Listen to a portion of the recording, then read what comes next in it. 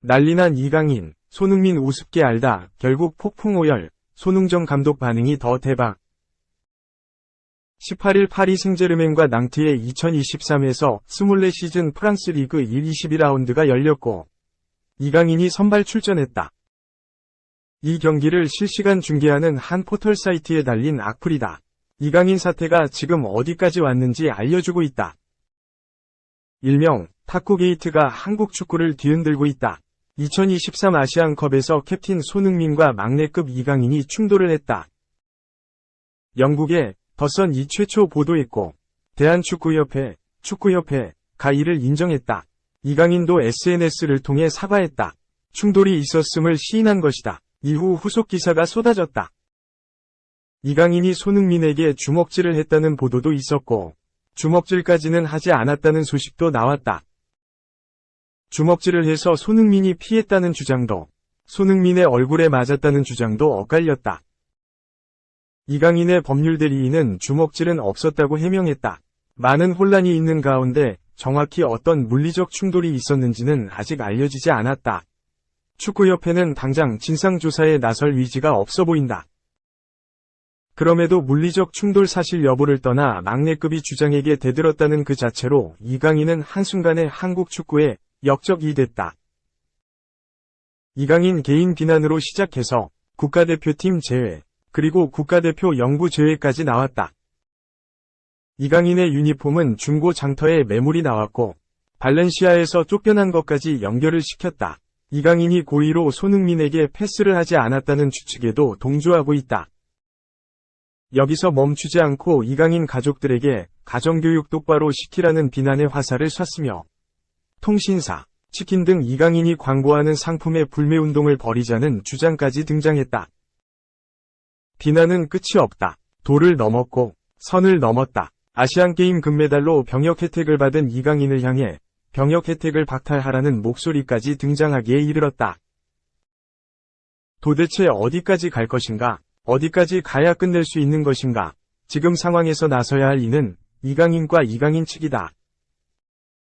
손흥민은 침묵하고 있고, 앞서 언급했듯 축구협회는 당장 진상조사에 나서지 않을 것으로 보인다.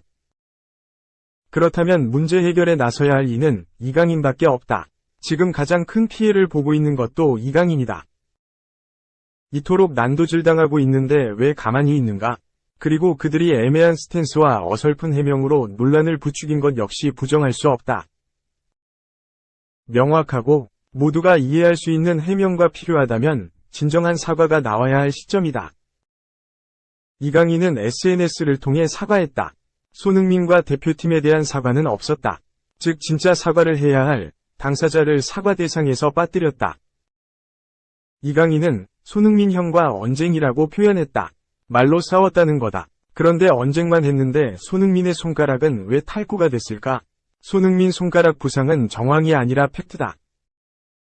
주먹질이 없었다면 어떤 식으로 그런 소란이 일어났는지, 언쟁 이후 어떤 상황이 벌어져 손흥민이 부상을 당했는지 등의 이유는 밝히지 않았다. 해명과 사과라기에는 부족했다. 이강인 법률대리인의 해명은 더욱 이해할 수 없다. 손흥민이 이강인의 목덜미를 잡았을 때 이강인이 손흥민의 얼굴을 향해 주먹을 날리지 않았다고 했다. 손흥민이 이강인의 목덜미를 잡은 건 사실이라고 강조했음에도 그 다음 이강인의 행동은 분명하지 않다. 이강인이 손흥민의 얼굴이 아닌 다른 부위에 주먹을 날렸다는 것인지, 아예 주먹을 날리지 않았다는 것인지, 물리적 충돌이 있었는지, 없었는지, 이강인 말대로 말다툼이었는지 도저히 알 수 없다.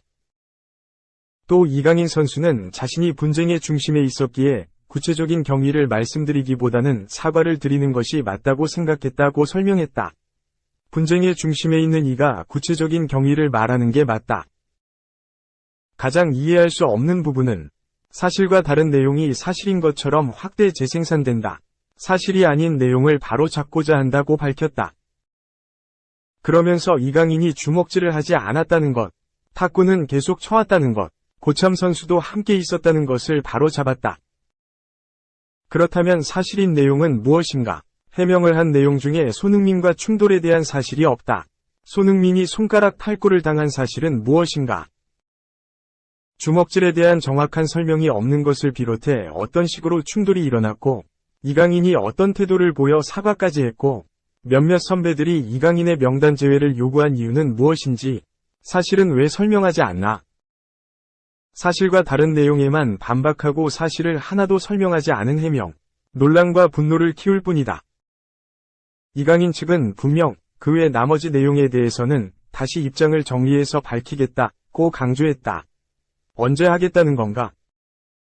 지금 여유를 부릴 때가 아니다. 하루빨리 추가 해명을 해야 할 때다. 온 나라가 이강인을 비난하고 있는 상황에서 왜 가만히 지켜보고 있는 것인가? 억울한 것이 있다면 해명하고, 바로 잡을 것이 있다면 바로 잡고, 사과할 것이 있다면 진심으로 사과하고, 모두가 더 이상 의문을 가질 수 없을 정도로 내용을 소상히 밝혀야 모든 것이 제자리로 돌아올 수 있다. 지금까지의 상황은 지난 2022 카타르 월드컵이 끝난 후 한국 축구를 뒤흔든 안덕수 트레이너 사태와 비슷하다.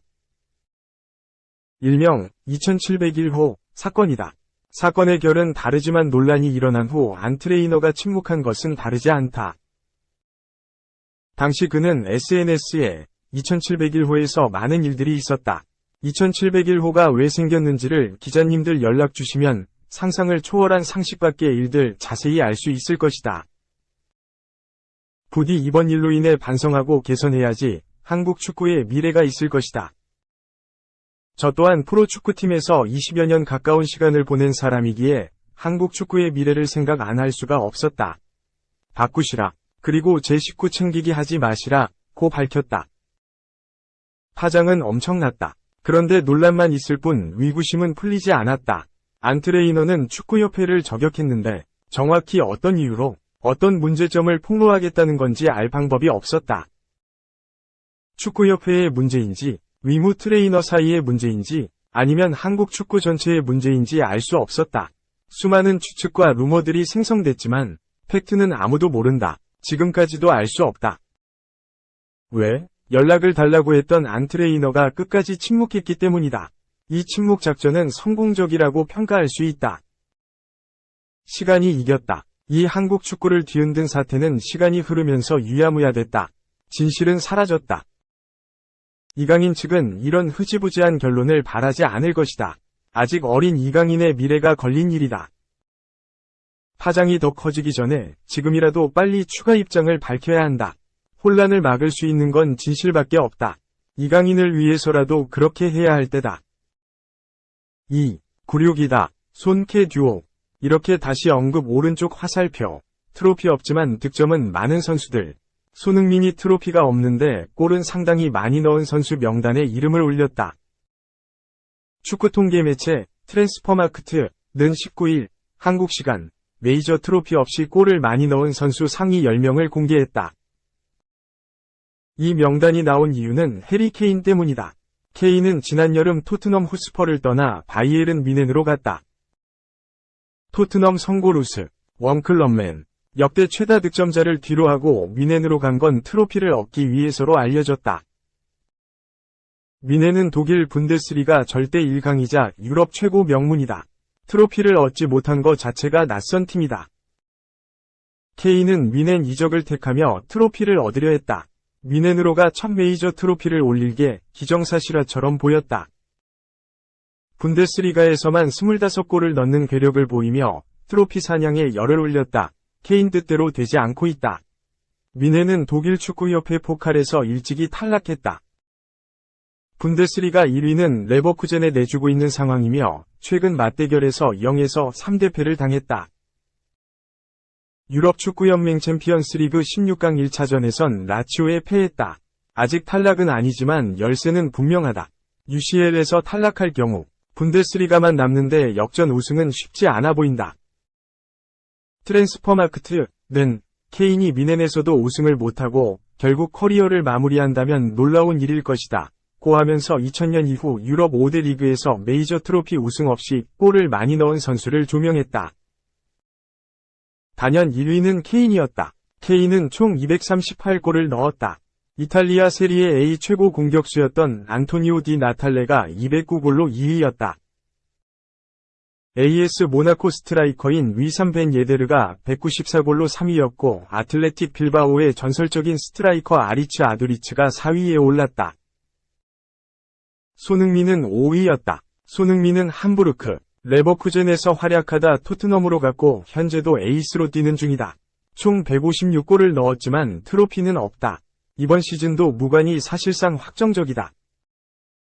트랜스퍼마크트는 손흥민은 토트넘에서 엄청난 유산을 쌓았다.